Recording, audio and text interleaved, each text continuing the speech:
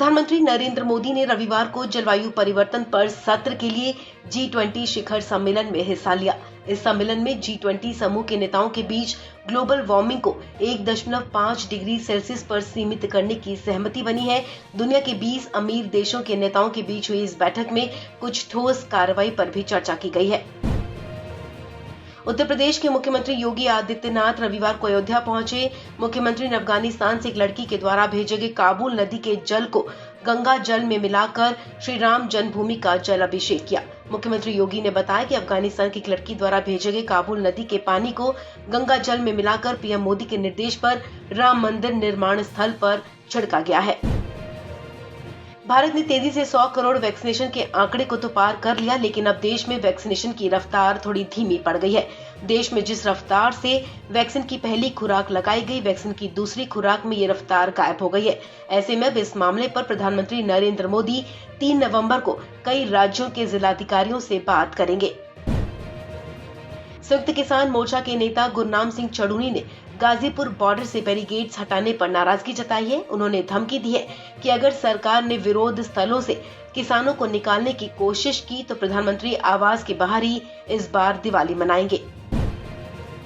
उत्तर प्रदेश में अगले साल विधानसभा चुनाव होनी है, लेकिन उससे पहले ही नेताओं के दल बदलने का दौर जारी है। अभी शनिवार को ही बीएसपी के 6 विधायकों ने एसपी की सदस्यता ग्रहण की थी, जिसके बाद बीएसपी सुप्रीमो मायावती ने इन विधायकों पर जमकर निशाना साधा।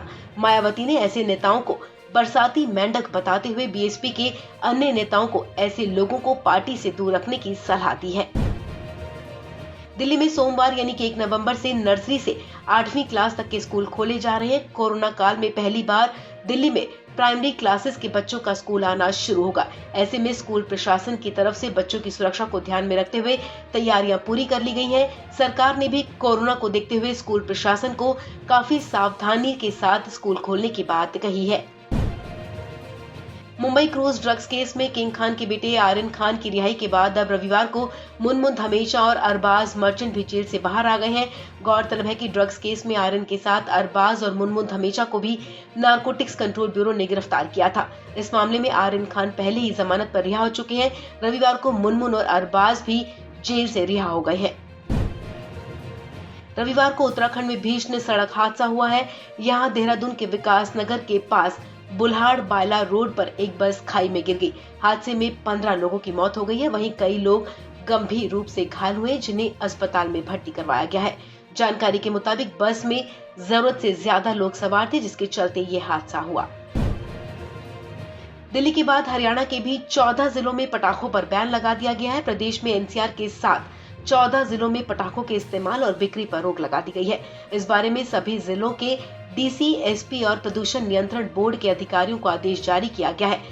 जिन 14 जिलों में पटाखों पर बैन लगाया गया है, उनमें भिवानी, चरखी दादरी, फरीदाबाद, गुरुग्राम, झज्जर, जींद, करनाल, महेंद्रगढ़, नूह, पलवल, रेवाड़ी, रोहतक और सोनीपत शामिल है।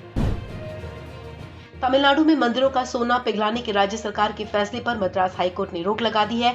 हाईकोर्ट का कहना है कि इस तरह के फैसले मंदिर के ट्रस्टी ही ले सकते हैं, सरकार नहीं। बता दें कि एमके स्टालिन सरकार ने लगभग 2138 किलो सोना पिघलाने की प्रक्रिया शुरू की थी, लेकिन राज्य सरकार के आदेश को कुछ याचिकाकर्ताओं ने हाईकोर्ट में चुनौती दी थी। याचिकाकर्ताओं ने इसे अवैध बताया था।